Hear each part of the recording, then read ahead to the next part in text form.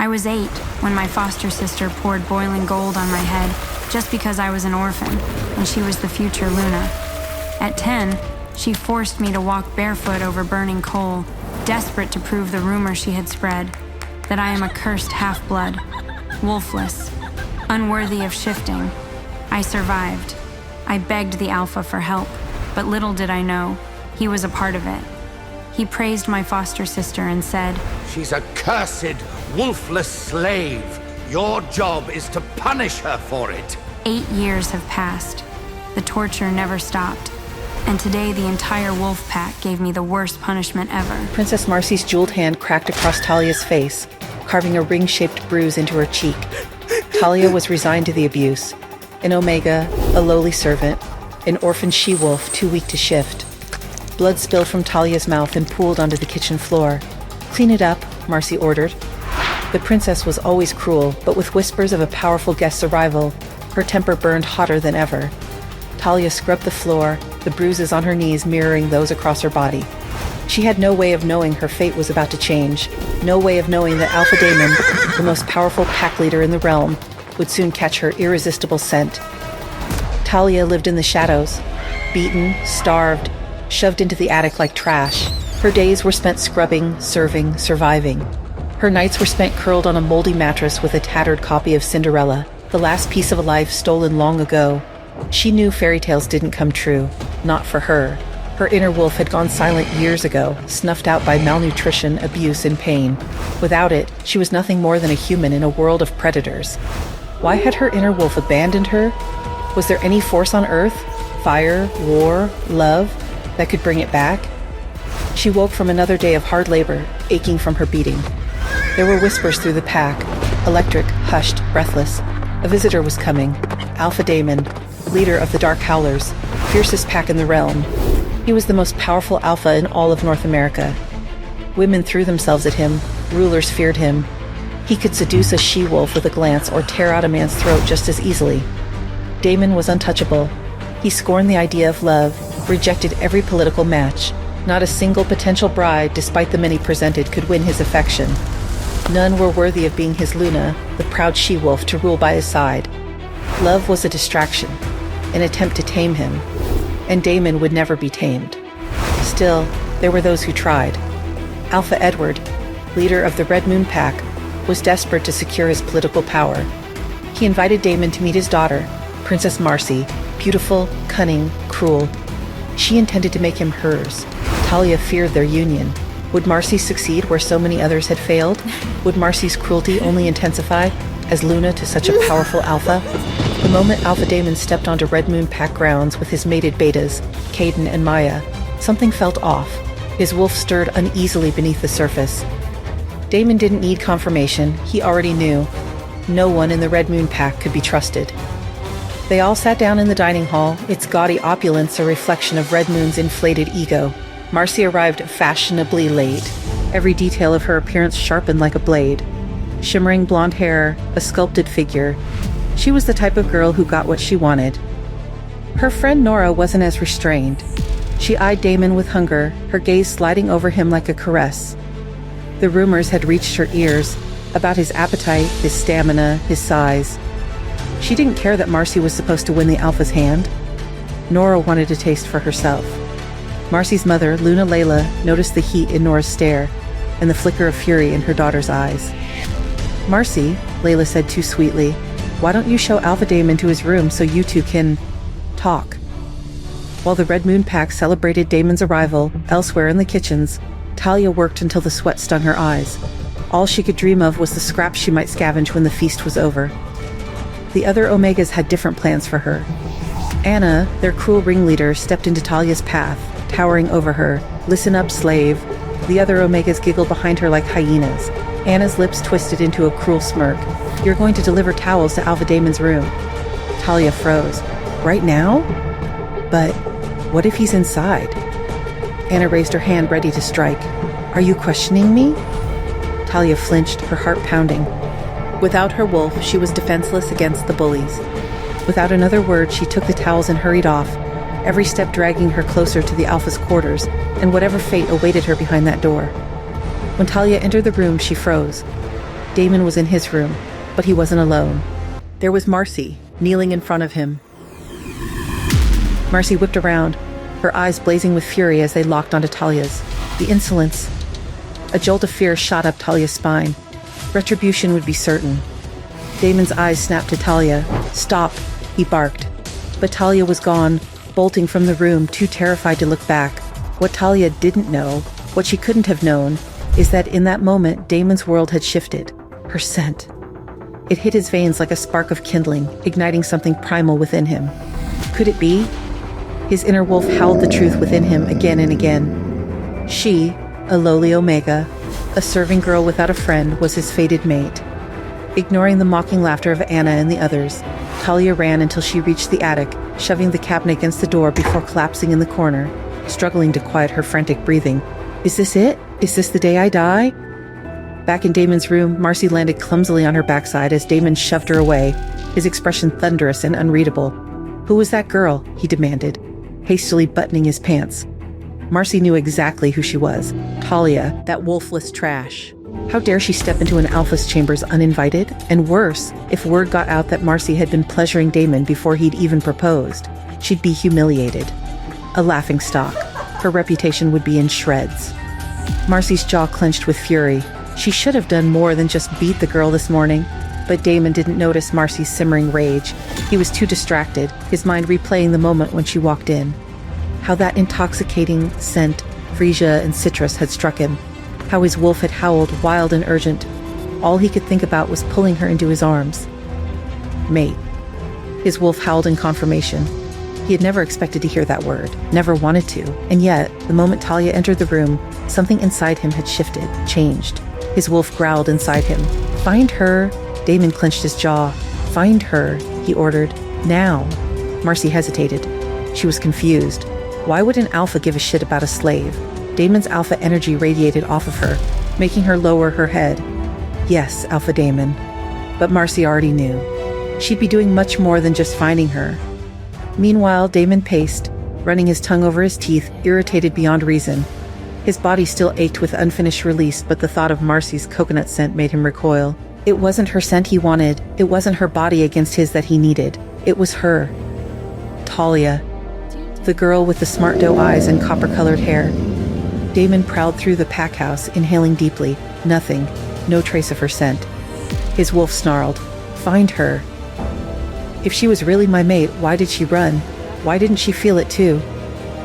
You had another woman on her knees in front of you, his wolf sneered. What did you expect? That she'd throw herself into your arms? Damon scowled. His instincts screamed at him to chase, but logic held him back. He needed to stay in control. If he lost control and Marcy found out the truth, there was no telling what they would do to her. For now, he would wait. Later that night, Marcy returned to Damon's chambers. She couldn't wait to tell him how she put the girl in her place, that wretched, wolfless slave. But when she saw Damon standing there, Marcy forgot all about the girl, and she would make him forget all about her too. But Damon barely acknowledged her, his mind consumed by the memory of that freesia scent. Marcy advanced. Hello, Damon. Damon swiftly turned toward the door to see Marcy peeking in. He wondered if she even knocked, but even if she did, he probably wouldn't have noticed. He never felt this distracted. What if that was an enemy? That copper-haired girl already caused him to be weak, and he didn't even acknowledge their mate bond. Why are you here? Damon asked. You look tense, Marcy said while reluctantly putting her palms on Damon's firm chest. I can help you relax. Damon's lips lifted into a half smirk. And how would you do that? I know that nothing is confirmed, but technically we are engaged. Damon observed her fingers as they moved slightly. She felt him out over the thin fabric of his shirt. He noticed a big ring on her right middle finger, an oval-shaped ruby with small diamonds surrounding it. Damon looked at her almond-shaped blue eyes, straight nose, and full lips, and he confirmed that she objectively appeared attractive. Damon felt his wolf's anger and dejection, but he decided to ignore it. Unaware of the conversation Damon had with his wolf, Marcy inched closer to Damon and she smiled seductively. I can. Before Marcy could finish her sentence, Damon's hand landed at the back of her head, and he pulled her closer for a kiss, pulling her toward the bed. Wait, Marcy breathed. Wait. Damon replied, what happened if we were technically engaged? Get out. Marcy didn't understand. What? I said. Get out. The clock struck 2. Damon lay restless, tension coiled in his muscles, his thoughts tangled in a torment he refused to name. The oppressive stillness of the Red Moon packhouse suffocated him. He needed air, control, escape. He moved silently, intent on a midnight run, until it hit him. Freesia, that intoxicating scent, sweet citrus and wild temptation. His pulse pounded, his body moving before his mind caught up, drawn to the scent like a predator to prey. His hunt led him to the kitchen, shadow pooling in the corner, the hum of the refrigerator filling the quiet. And there she was, a small figure bathed in the cold glow of the open fridge, unaware of the danger lurking just behind her. Damon closed the distance, too close. Close enough that his heat ghosted over her nape, close enough that he could imagine how she'd feel embracing him. Soft. His voice came unbidden, dark, possessive. Talia gasped, jerking back, right into him. She spun, eyes wide, body trembling. Fear. A scent he despised on her. "Oh," she whimpered, rubbing the back of her head, shrinking under his gaze. "Wrong move, little one." "You're not leaving." She scurried sideways, but Damon was faster, his arm blocking her escape. "What are you sorry for?" he murmured, his voice low, dangerous. She stammered, refusing to meet his eye, her lip caught between her teeth. A sight that shouldn't send heat curling in his gut, but damn it, it did. He cupped her chin, tilting her face toward the light. Sparks. A wildfire licked up his arm, searing through his vein. His wolf howled, triumphant. Mate. But that momentary euphoria crashed when he saw her bruise. His grip tightened. Rage. What happened? His voice was no longer smooth. It was a blade, sharp with violence. She flinched. I fell. Lies. His thumb ghosted over the mark on her cheek. It was shaped like a ring. Marcy. His wolf roared inside him, demanding blood, demanding vengeance. Who did this? He growled. Talia shuddered. No one. A lie. A plea. A desperate attempt to protect the monster who hurt her. Damon inhaled deeply, trying to rein in the storm inside him, but her scent, the sweetness, the fragility, it wrecked him. I will not hurt you, he swore. His tone softer now, but she didn't believe him. He could see it in the way her body coiled, ready to run. Then she did. Gone. Vanished. She had run from him again. Damon couldn't believe it. Damon stood frozen for a second. Then, damn it, his wolf snarled. Find her. Damon's body moved on instinct, chasing the fading scent of freesia into the night. Damon halted in the middle of the garden, nostrils flaring as he inhaled deeply, searching for her scent. The freesia and citrus still lingered in the air, but it was interwoven with the overpowering fragrance of hydrangeas and roses, scattered wildly by the wind. Shit, he cursed, his fists clenching. I lost her. Why did she run? Maybe because you scared the soul out of her. His wolf growled. Damon frowned. I scared her? You grabbed her, cornered her, demanded answers? You think she's not used to being mistreated? And let's not forget, the first time she saw you, another she-wolf was on her knees for you, and you barked at her to stop. Hardly a warm introduction, if I may say. Damon cursed under his breath. He hadn't considered it from that angle. The girl haunted him. Her wide, fearful eyes, the bruises marring her delicate face, the way she shrank when he spoke. It made something primal inside him snap. If she's my mate, why didn't she feel it? She should have wanted to be near me, not running for her life. Maybe she doesn't know you're her mate. Is she too young? No, she's small and malnourished, but she's definitely over 18. His wolf hesitated. The problem is, I can't sense her wolf. Damon's body stiffened. She's a human? That thought made him recoil. A human? The moon goddess paired a fragile human with an alpha like him? That was insanity. No, his wolf corrected. She's a she-wolf, but for some reason, her inner wolf hasn't awakened. It could be abuse, starvation, or something darker. Maybe her wolf has been silenced. Silenced? Who would do such a thing? What reason could they possibly have to justify such cruelty? Ripping a wolf from her other half, severing the sacred bond between soul and beast. Damon couldn't imagine a fate more brutal, more inhumane. Damon raked a hand through his hair, his frustration mounting. He'd frightened her.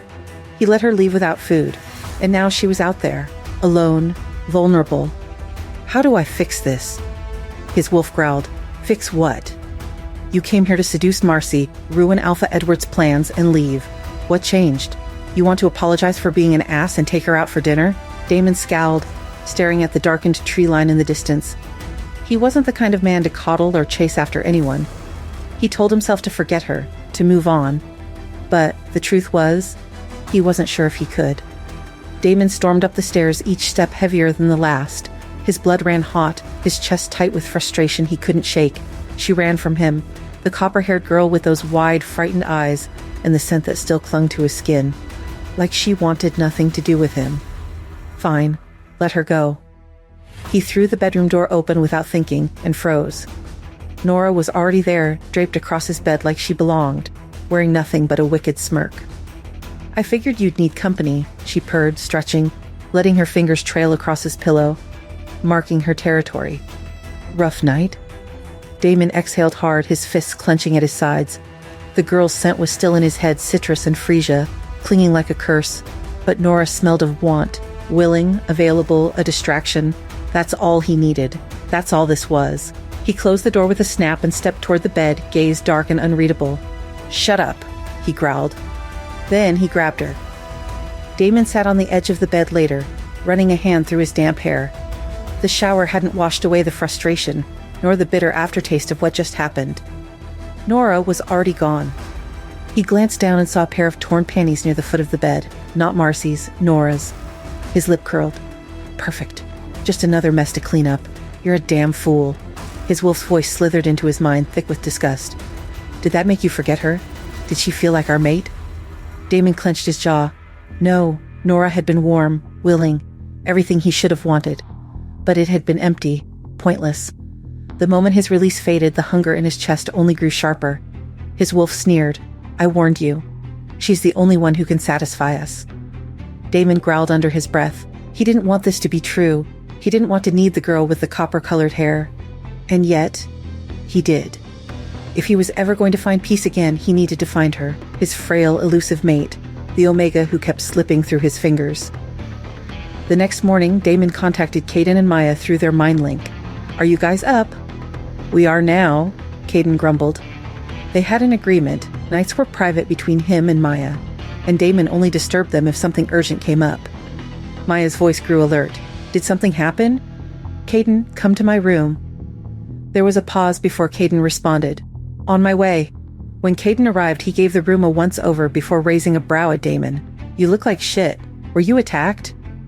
His gaze fell on the shredded panties discarded on the floor. "Oh, never mind.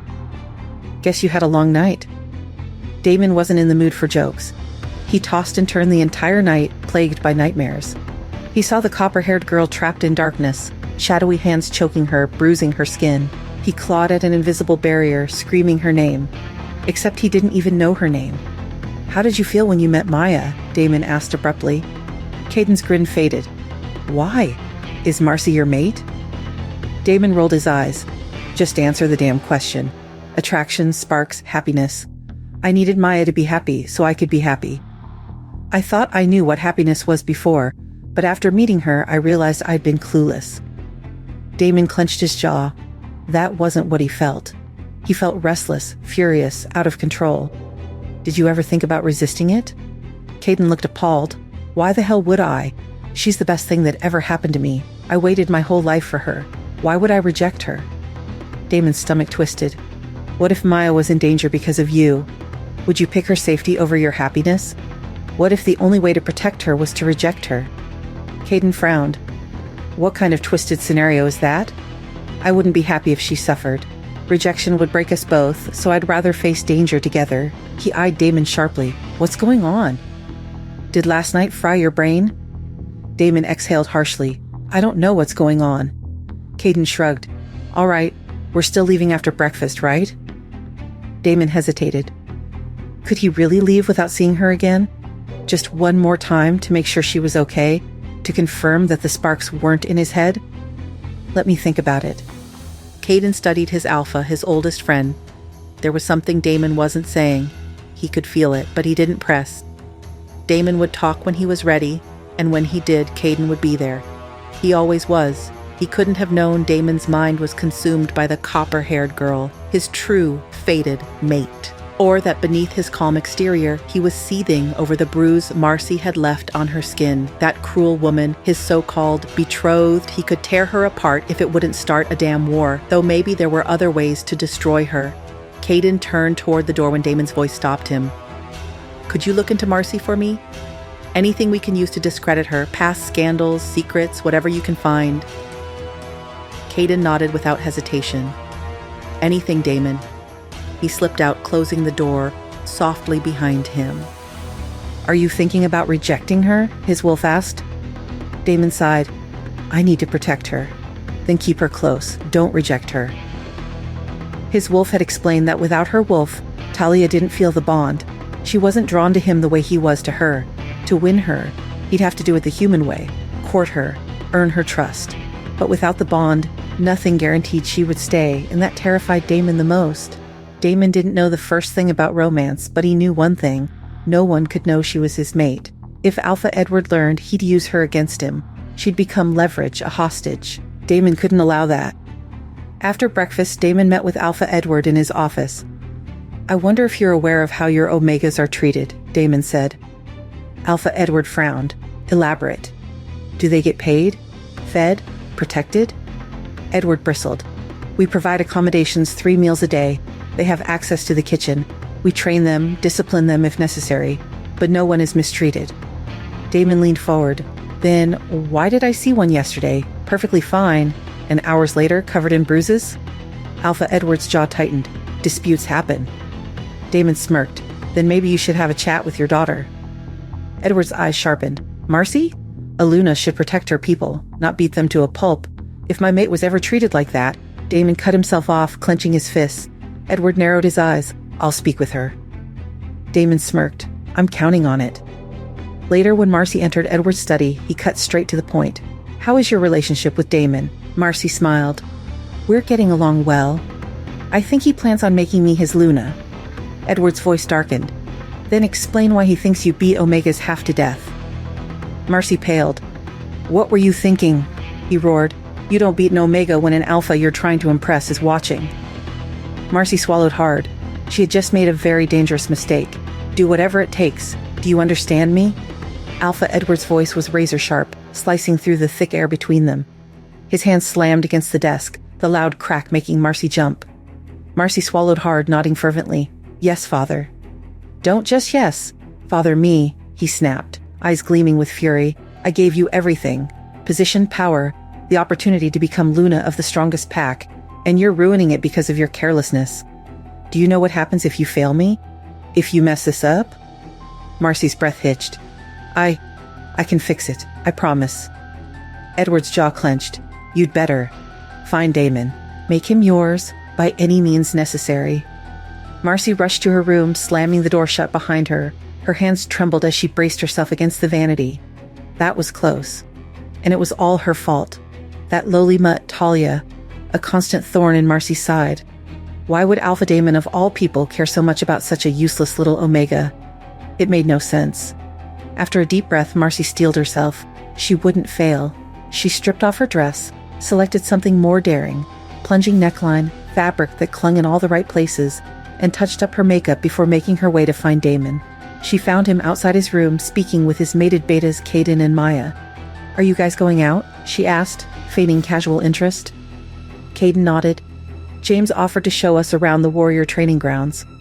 Marcy barely suppressed her grimace. The training grounds reeked of sweat and desperation, 2 things she had no interest in. Damon's eyes were cold as they landed on her. Can I help you, Marcy? She nearly flinched. His tone was ice. It was worse than anger. He was indifferent. He found out. The bruised little rat had reached his ears. Her father had been right. She needed to fix this, fast. She smiled sweetly. I was hoping we could talk, just the 2 of us. Damon glanced at Caden, who gave him a knowing nod before leading an eye-rolling Maya away. Once they were alone, Marcy stepped forward and, without hesitation, wrapped her arms around Damon's waist. He didn't return the embrace. Instead, his hands gripped her wrists and peeled her off him as if she were something repugnant. What are you doing? I'm sorry, Marcy said quickly. Damon arched a brow. For what? She hesitated. Did she mean last night? Or the Omega? Or both? My behavior yesterday was... Unacceptable. Damon leaned back against the chair, his arms folding over his chest. You came here to apologize. Do it without touching me. Marcy took a breath. I also want to fix things. His brow lifted. Fix what, exactly? She clenched her hands at her sides. Just do it. Give him what he wants. You can control him once you're Luna. I wasn't thinking straight last night, she admitted. I said things I didn't mean. Damon smirked. You didn't mean what you said? About your limits? What you do? Marcy's cheeks burned. I said we needed to know we were heading toward marriage first. And we are. So, I'm fine with whatever you want to do. Damon leaned forward, his smirk darkening. Whatever I want. Marcy swallowed. Yes, undress. She blinked. He's serious. With slightly trembling fingers, she unbuttoned the front of her dress, letting the fabric pool around her ankles. She stood before him in lace lingerie, heart hammering. Damon's gaze swept over her body, unreadable, all of it. She hesitated for only a second before obeying. The garment slid from her shoulders and kicked to the side. She stood before him, feeling powerful and vulnerable all at once. Damon's smirk remained. Turn around. She did. Slowly. Gritting her teeth, she obeyed. Damon circled her slowly, and then... Smack! Marcy jolted as his palm connected with her bare skin, leaving a bright pink imprint on her skin. The sting melted into pleasure, making her whimper. She arched her hips, offering more. But Damon stepped away. She turned, confused, just in time to see him buttoning his cuffs. What? She gasped. What are you doing? Damon smirked, voice dripping amusement. Parting is such sweet sorrow. And with that, he walked to the bathroom, washed his hands as if cleansing himself of her, and left without looking back. Marcy stood there naked, humiliated. He just left. Damon used his mind link to check on Caden and Maya. That was fast, Caden teased as Damon joined them. Shut up, Damon replied. Maya crossed her arms. Did you get anything we can use against Marcy? Damon exhaled. No. Caden and Maya exchanged a look. She's been careful, Caden admitted. No photos, no proof of her messing around. Just whispers. Damon's jaw tightened. Keep digging. Someone has something. We did find something else, Maya said, holding up a sealed envelope. Damon's eyes narrowed. About Marcy? No, Caden shook his head. Another girl from the Red Moon Pack. A servant girl with copper hair. Damon's eyes widened, his entire body stilled. He snatched the envelope from Maya's hand and tore it open. He couldn't believe his eyes. His grip tightened, voice low and urgent. We need to find her. The copper-haired girl. Now. You don't even know her name, Maya pointed out. Damon clenched his fists. But I know her scent. He turned abruptly. I'll be back in 10 minutes. Maya and Caden exchanged another look as he strode off. What's gotten into him? Maya asked. Caden sighed. Hell if I know. But I think we just found his weakness. You smell like trouble, Alpha Damon. The kind I wouldn't mind getting tangled with, Nora purred, stepping too close. Damon's gaze snapped to hers, ice cold. Back off, Miss Nora, unless you want rumors spreading about how you sabotaged Marcy's Luna prospects to warm my bed. I doubt Alpha Edward would appreciate that. Nora's smile faltered, but she quickly masked it with a forced chuckle. She took a deliberate step back. Damon barely noticed. His mind churned, trying to piece together the mystery of the copper-haired girl who had wrecked his sanity with a single glance. If she was an Omega, she should have been in the community housing, but her scent was nowhere. If she was a prisoner, she wouldn't have had the freedom to sneak into the kitchen. Yet she was thin, too thin, and hungry, her body bruised and neglected. Why? He had searched every building, every hallway, yet she was gone. His frustration gnawed at him. Logic dictated that he should leave, forget her, erase the phantom scent of Frisia from his mind. But every time he tried, something primal inside him refused. Just once. One more time. He needed to see her, feel the electricity between them. Then, maybe he could let her go. Maybe. There's a girl in the attic, a maid Omega had whispered. Damon moved before she finished her sentence, his heart pounding like war drums in his chest. And there it was, the scent of Frisia, faint but undeniable. His wolf howled in triumph. She was here. Silence. Still nothing. His patience snapped. Damon turned the handle, stepping inside. The attic was dark, the only light filtering through a small window, illuminating a frail figure curled in the corner. Copper-colored hair spilled over her face, but he could see her wide, honey-brown eyes locked on him. His breath hitched. He had found her. "Hi." His voice came out rough. "Get it together. You're probably wondering why I'm here." She said nothing, shrinking further into herself, a reaction that sliced through him like a blade. "I won't hurt you," he promised. "Not like them, never like them." Still, she flinched when he stepped closer. Then he saw it, the bruises, fresh ones layered over the old, and when she shifted, her sleeve hitched, revealing a swollen wrist. "Marcy." A savage growl rumbled deep in his chest. "She hit you again, didn't she?" Panic flickered across her face. "Please don't say anything." "If you do, she'll hurt me more." His wolf roared in fury. "She fears more punishment because of me." Damon clenched his fists, barely restraining the need to storm out and rip Marcy apart, but the girl in front of him, his mate, was trembling. He forced his anger down. He did the only thing that made sense in that moment. He sat down beside her and wrapped her in his arms. She froze, then squirmed. "Shh," he murmured. "Just for a minute." A minute?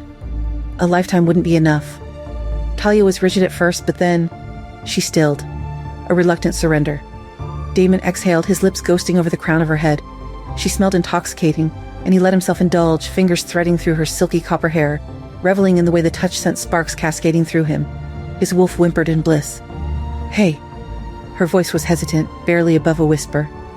"When are you going to let me go?" Damon smirked against her hair. "First of all, my name is Damon, not Hay. And second," his arms tightened around her, "I'm thinking about it." Damon couldn't ignore it any longer. The scent of dried blood mixed with freesia, a contradiction that enraged him. He grasped her wrist, inspecting the cut. His wolf growled at the sight of her battered skin. Without thinking, he brought it to his lips and licked. Talia jerked, trying to yank her hand away. "What are you doing?" "Healing you," he murmured. "Our saliva has medicinal properties. You should be thanking me." She gaped at him. "It's bitter," he said, confused. Damon frowned. "Why?" "I made a herbal paste. To stop infection." Her voice was soft, just above a whisper. His gaze flickered to her again. "You made a remedy yourself?" She nodded. Something in his chest twisted. She was alone. No pack to care for her. No one to tend to her wounds. It was unacceptable. His grip tightened. "Come with me." She blinked. "What? To my pack? To the Dark Howlers?" Talia stiffened. "Why?" Damon inhaled sharply. He couldn't tell her the truth, not yet, that she was his mate, that he'd burned the world down before letting her go. Instead, he softened his voice. "Because I'll give you what you deserve. A home, a room of your own, clothes that fit, food whenever you want, a doctor for every scratch. No one will ever lay a hand on you again, and if they do, I'll deal with them myself."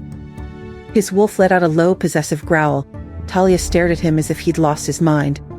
And maybe he had. "Why do you want to help me?" she whispered. Because you're mine," he thought. But instead, he pulled the envelope from his coat and tossed it onto the bed between them. "Because I know why your wolf won't awaken. I know what they did to you, and I know why they did it." Talia looked up from the envelope to Damon, her eyes wide with shock. The ground had just shifted beneath her, and he was the only one who knew why. What dark secrets lie buried inside the envelope? Why has Talia's wolf remained unawakened all these years? Has her wolf been silenced? Who would do such a thing? And who or what has gone to such lengths to keep the truth hidden? Could this be the key to finally awakening Talia's wolf? Or awakening something far more dangerous? To find out what happens next, listen to every thrilling episode of The Alpha's Bride, available only on the Pocket FM app. Download it for free now